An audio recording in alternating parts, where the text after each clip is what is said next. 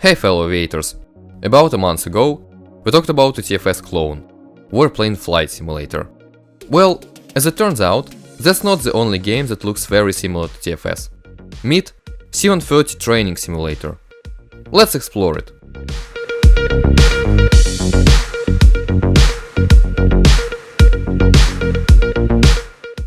If you didn't watch the first episode featuring Warplane FS, you definitely should. But anyway, here's some information from it. Warplane Flight Simulator was released by FOG in 2015. Alexandre Petre, the developer of TFS, worked for FOG and his task was to create such a flight simulator. The developer got inspired by Warplane FS. That's why these games look so similar.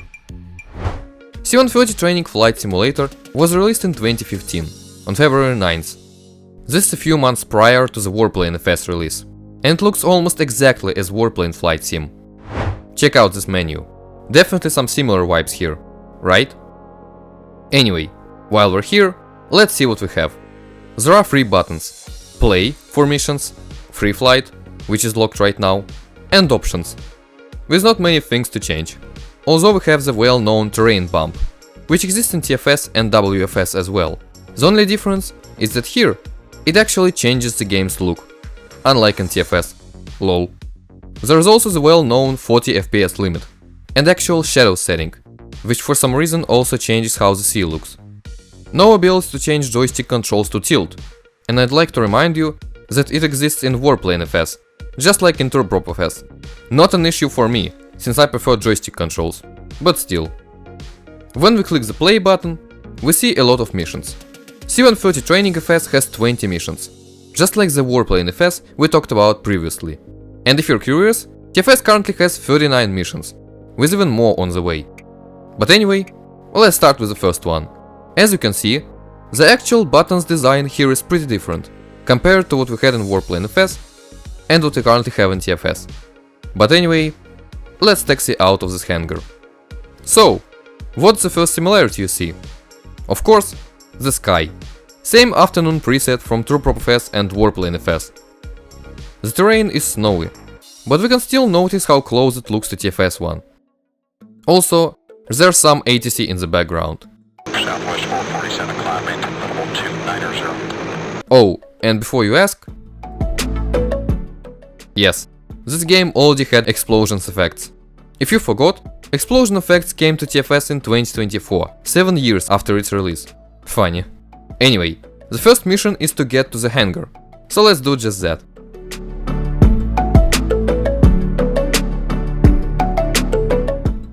Too easy. Also, I think this guy is tired. Second mission is about making a proper flight. And oh, is that a refueling truck?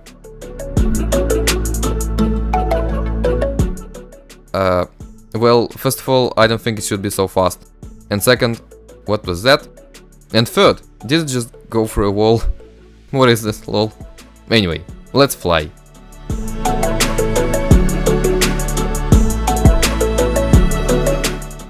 Take a look at the water, it really reminds me of TFS. And this looks somewhat close to mountains or cliffs airport.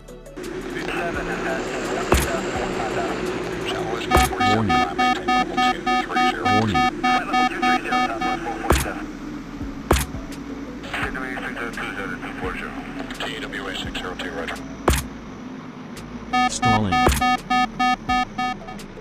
And that was a bad landing. Well, sorry, I'm just getting used to this game. Bruh. Mission 3 is about Geforce training. That's an interesting runway. Moving clouds, just like in Warplane FS, and TFS still doesn't have them. Also, I don't think the sky is supposed to be like that. What's interesting is Turboprop FS had a very similar bug in its early days.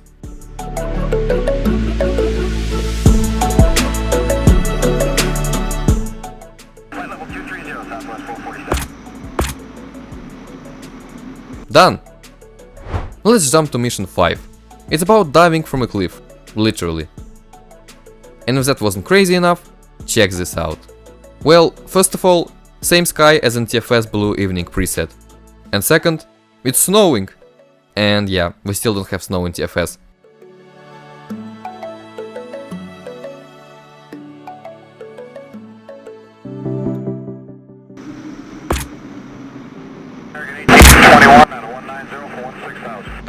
1520. Next mission is crazy. You have to evade missiles. But first, let me tell you about an awesome event happening on my Discord server this summer. Starting July 1st, me and my team will organize 11 awesome activities you all can take part in. Participate in an aviation quiz, guess the plane by its silhouette, show your best battle landing, play TFS with other members, and potentially me, win Discord Nitro, and much more. Moreover, the winners of the events will get epic prizes. We'd love to see you there. So make sure to join my server, using the link in the description or pinned comment. Now back to the video. Let's take off. And here they are.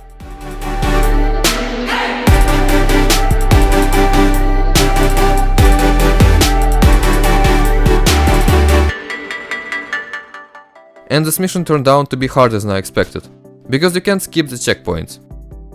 Anyway, I've been trying my best to get hit by a missile, but yeah, unlucky.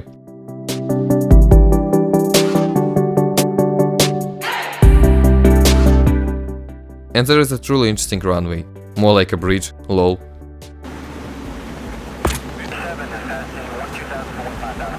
Stalling. Anyway, did you want to check out the free flight mode? Me too, but for whatever reason, the game isn't letting me continue after I completed mission 8. So I can't complete remaining missions and unlock free flight mode, if there is even the way to unlock it. Well, what can I say about this game?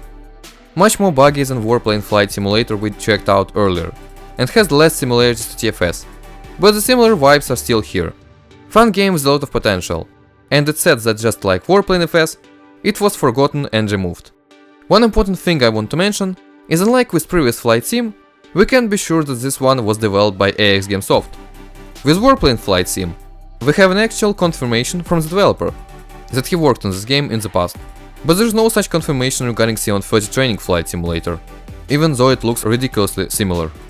And I also hope we'll get rain and snow effects in TFS one day, because come on, even this flight simulator has them. But anyway, and what do you think? Comment below. If you enjoyed watching this video, make sure to hit the like button, and if you're here for the first time, subscribe for more videos like this one. Thanks for watching, see you in the next video.